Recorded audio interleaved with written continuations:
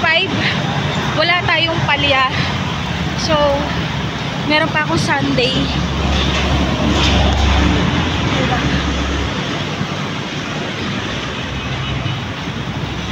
Meron pa akong Sunday.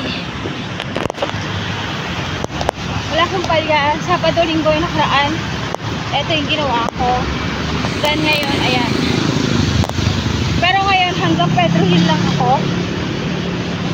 Dahil meron pa akong aasikasuhin. Hindi rin ako pwedeng mag 8K. So siguro ang tansya ko dito 5K lang to o 4K. Pipilisan ko na kasi si mama nagsumba, walang tao sa bahay, meron pa akong kukunin. Bukas na lang ako mag